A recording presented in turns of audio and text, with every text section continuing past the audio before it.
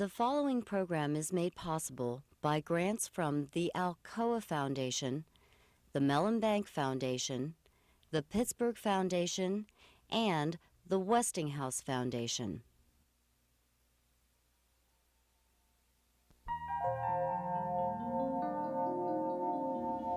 The way I paint would be to first get an overall sense of an impression of what's going to happen. The composition is very important. The positioning on a page or in a canvas, how that is working is very crucial.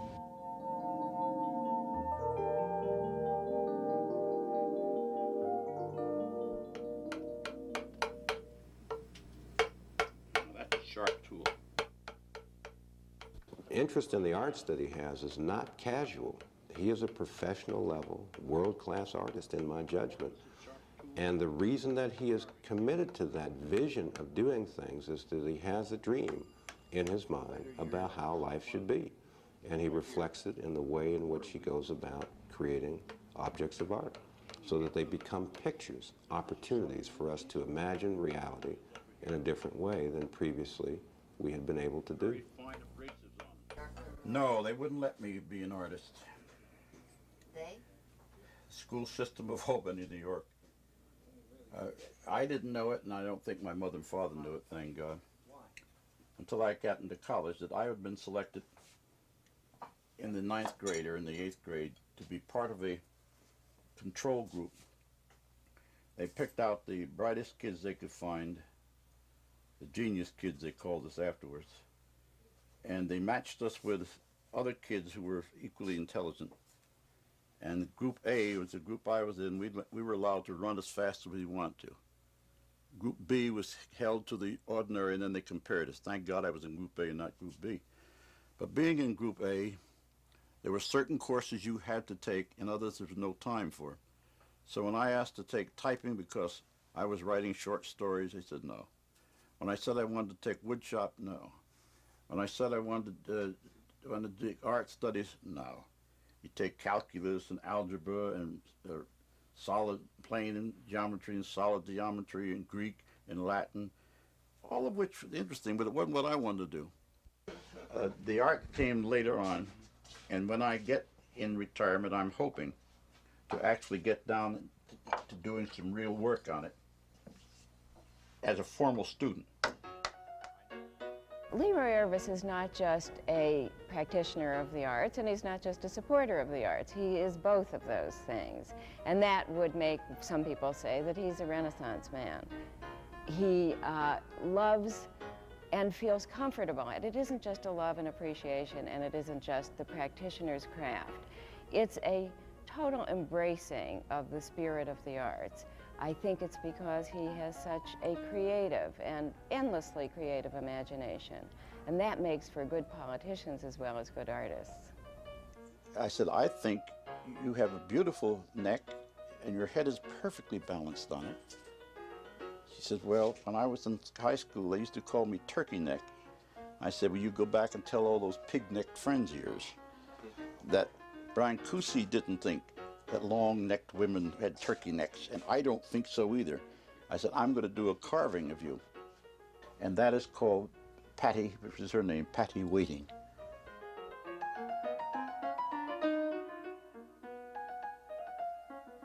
So really the carving with the mallet and chisel became, I guess, as a form of relaxation. Then I realized, knowing a little psychology, that was very useful to me, and I realized that one night when I was living in an apartment, I came back particularly frustrated and upset.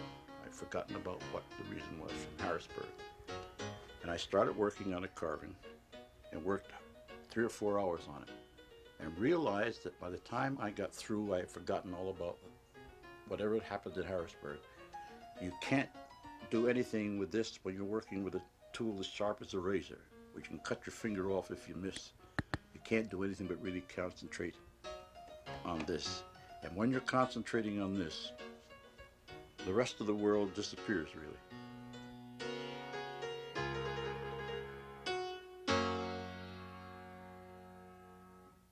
Never perhaps ever to return, or just never perhaps to return. ever perhaps return as wrong. Leroy Irvis just published a book of poetry, and my first comment when I read a few of the poems is that he doesn't write poetry like a Speaker of the House. He writes poetry like a poet. His poetry is quite personal, and I think that's interesting too it's showing the versatility that he shows in the ways that he uses language. In politics, he talks political, statesmanlike language, but always with the touch of the literary person. In poetry, he speaks to the emotional side of life, the feelings and deepest thoughts of the human being, of that particular human being and his experiences. And so I think it's his virtuosity with language that's so stunning. This is my favorite poem, though. This is the one which... Well, this is the heart of the whole book. This is the one that I like, but nobody else talks about it. Well, I think it overwhelms people because it covers so much territory and so much feeling. There's a lot of... It's hard to deal There's a with. lot of symbolism mixed in with reality. You know, I've only had a chance to read it 3 times, but it's something new comes It says, every no time. hawk hung any longer in our sky. So when you whipped by winds fierce and relentless turned one last time to me, the cold and measured dread I heard you kill me slowly, saying I never meant to hurt you, saying I can no longer stay.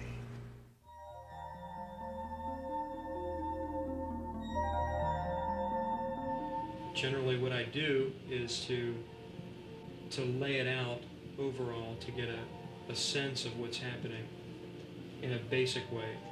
And then it's kind of like a push-pull effect, going from a medium tone to darks and then to light. So you're pushing and pulling simultaneously in both directions.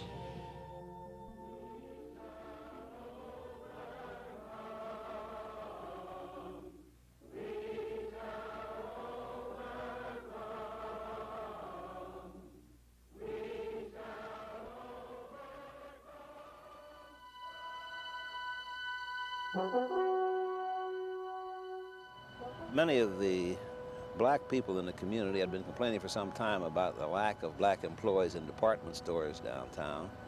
And even the Pittsburgh Courier, the powerful black newspaper, had mentioned it, but they just hit it every week in their columns and so forth. And black people spent a lot of money there. And the Urban League, interested in the employment of blacks in the city, made an issue of it.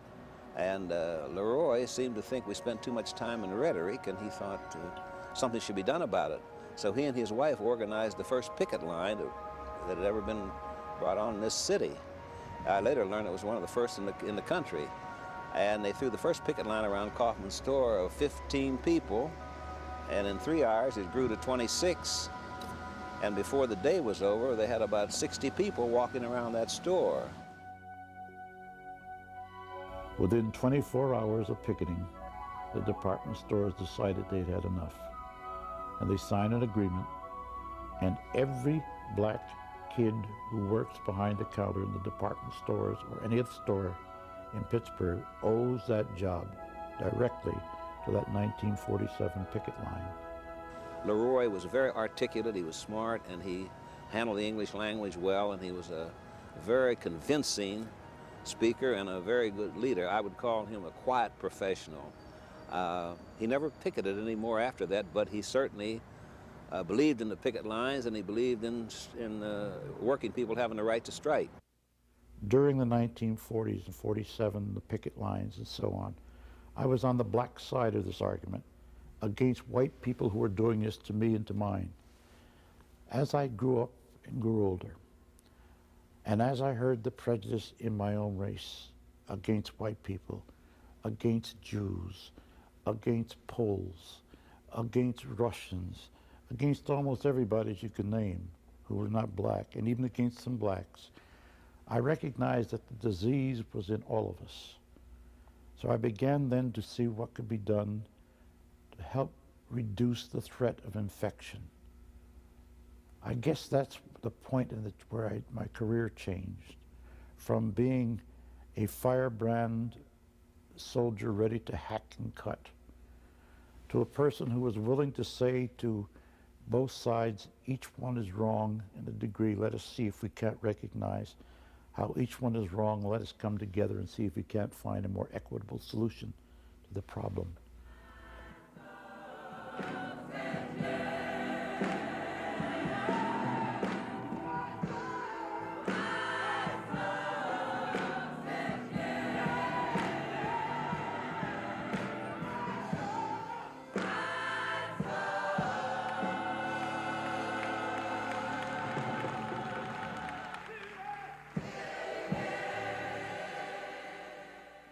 The Governor's Dr. Martin Luther King Jr. Holiday Celebration Committee hereby acknowledges the lifelong civil rights contributions and achievements of the Honorable K. Leroy Irvis.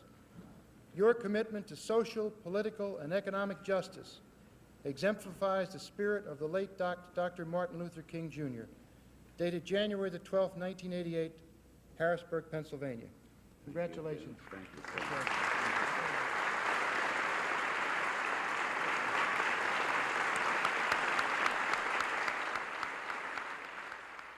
Doesn't it feel good to be among a legend, a living legend?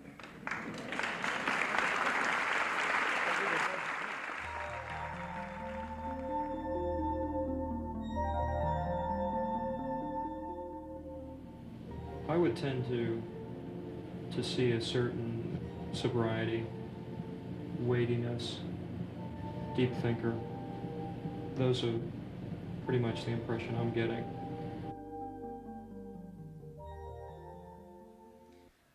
Those in favor of K. Leroy Irvis from Allegheny County for office of the Speaker of the House will say aye. Aye. Those opposed, no. The ayes have it, and K. Leroy Irvis from Allegheny County, having received the majority of all votes, is declared elected Speaker. Congratulations, Mr. Irvis. Then I remember the sense of enormous pride that I had when I became Speaker. I still have that. It's the highest and most respected honor that I've ever been given in my life. You understand that as a Speaker, when he handles the House and all the members of the House, that I think everyone feels that there's a sense of fair play, but also compassion, and he begins to handle and oversee the operations of the House in that way. He came along at a time when politics and politicians had not given proper recognition to the black community leadership. And I think he was at the right place at the right time in that respect. Now, I'm not a member of the Democratic caucus, and I'm just guessing.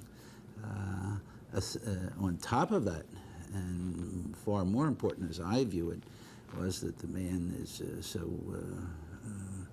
so good, he's so intelligent, he's so really qualified that you couldn't hold him back. Do you solemnly swear that you will He tries to channel you into looking at things from a balanced perspective, to make sure that you don't have a myopic view of what's going on in the world, but you begin to see the impact of your decision and how it's going to impact on things throughout the Commonwealth. And the Speaker now declares that this House is now officially in session for the years 1987 and 1988.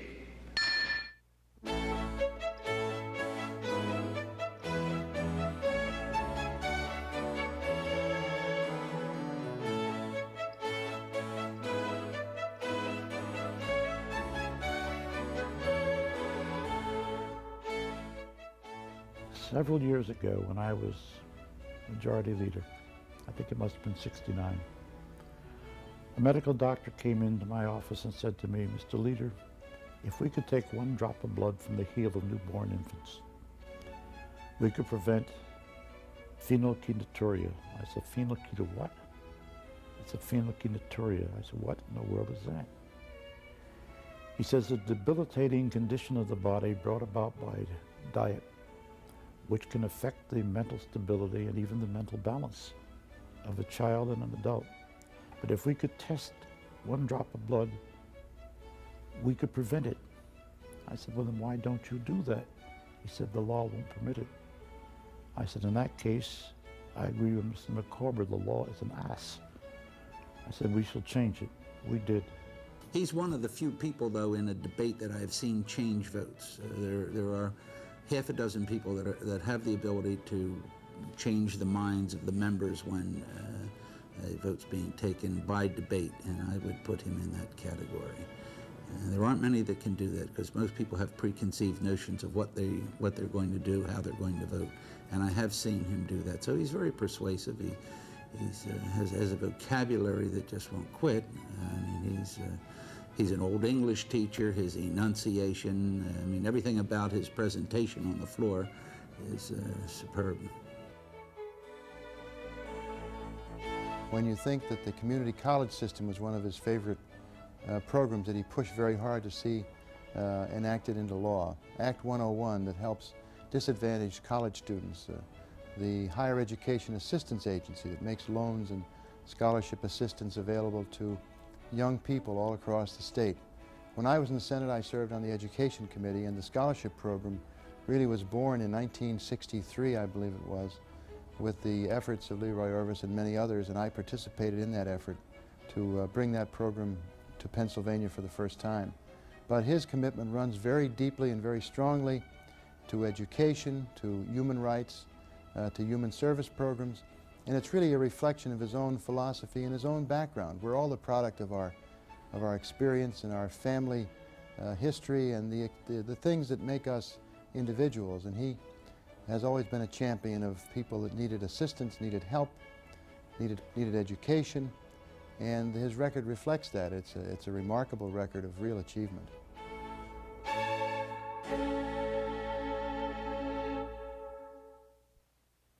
I hate war. I hate those things which destroy other people. I hate poverty. I hate meanness. I hate prejudice. Black, white, green, gray, or striped. I hate those things which diminish us as human beings. I love it when this House of Representatives rises above narrow partisan debate and says, we are the voice of the people and we speak as their voice for them.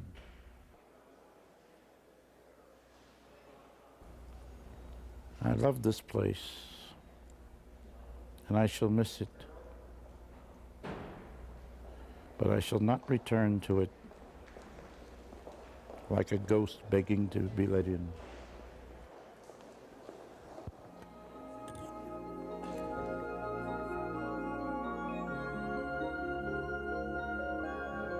I see the eyes as being, well, very crucial in any portrait. The eyes, what it's been said, that the eyes are the light to the soul. And so a lot can be said in terms of the expression of the eyes.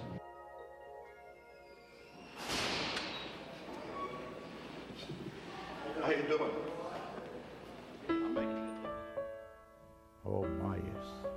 Isn't that a wonderful place, Bidwell? Not just clean and functional, but warm. A teaching institution. An area where people can be retrained to become useful again, where people can have hope again instead of being hopeless, where people are no longer dependent upon the welfare of others, but people are able to contribute to their own welfare.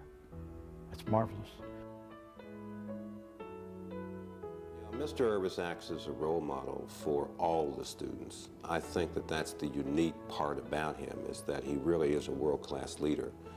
And world-class leaders tend to not be and cannot be parochial in their interests.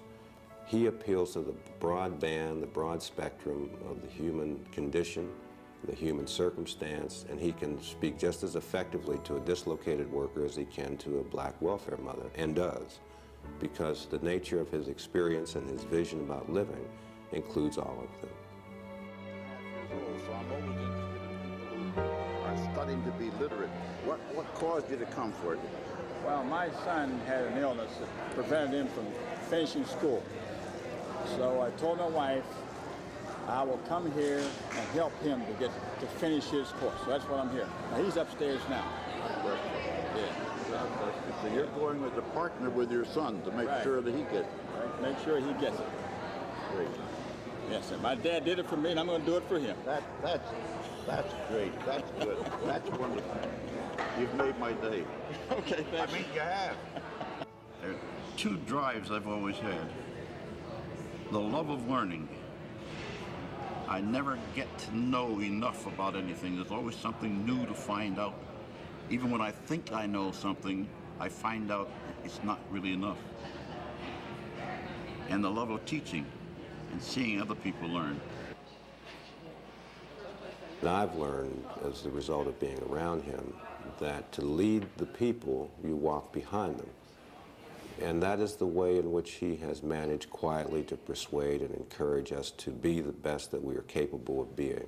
That's what a leader really does. He or she requires, insists, that only the best will do. And Mr. Irvis is very much a representative in that sense of those values.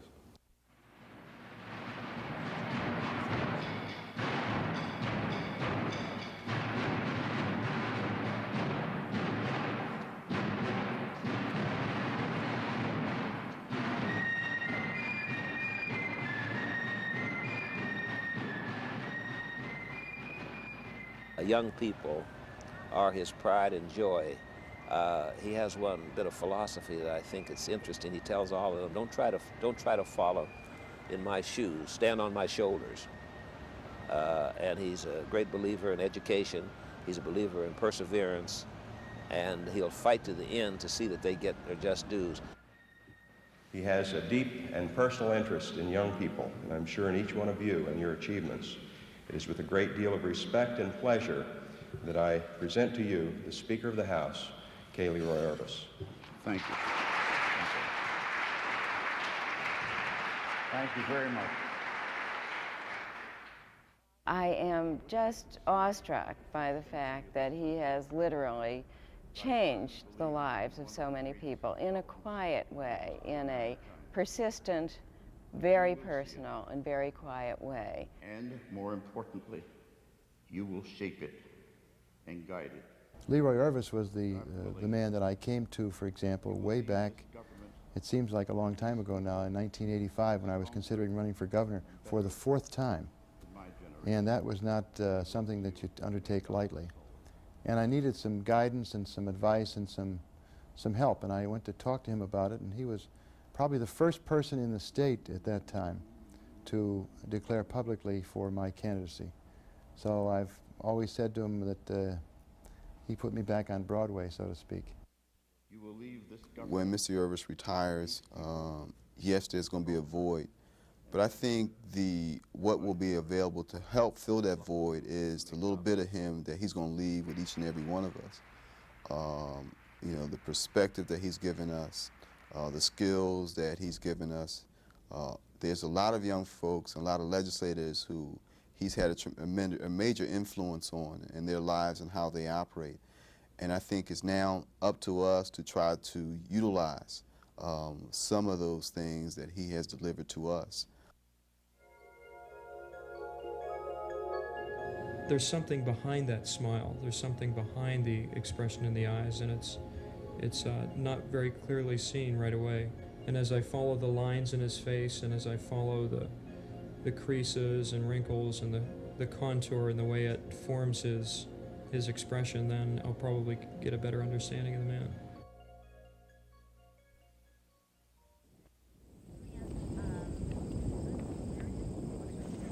Morning, Dallas. Well, there are several answers to why I spend a lot of weekends on the flying field. Number one, there are no telephones here. And my staff is under strict orders, do not disturb the speaker when he's out flying.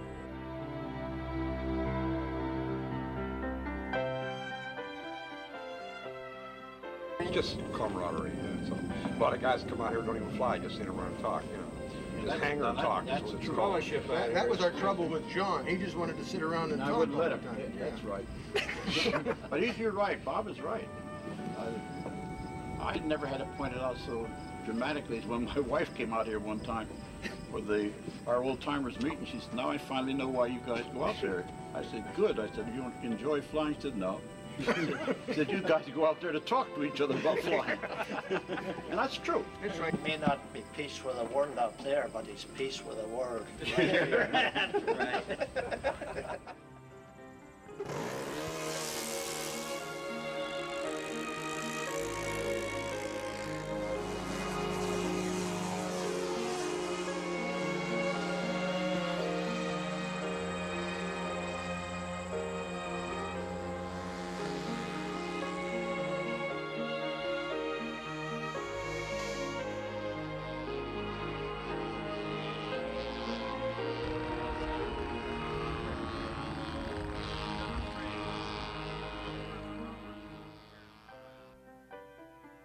I have and always have had an envy of the beauty of flight in the birds.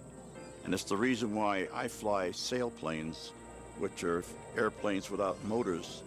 They come closer to being bird flight than any of these which buzz around our heads here this morning.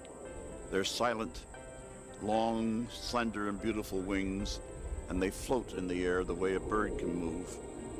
I guess psychologically, it gives me as close as I shall ever be to being a bird and being free. And when that big glider of mine, which is 10 feet in span, is floating in the thermals overhead, gently moving up, moving down, turning gently, there's a thrill to it that it's hard to describe.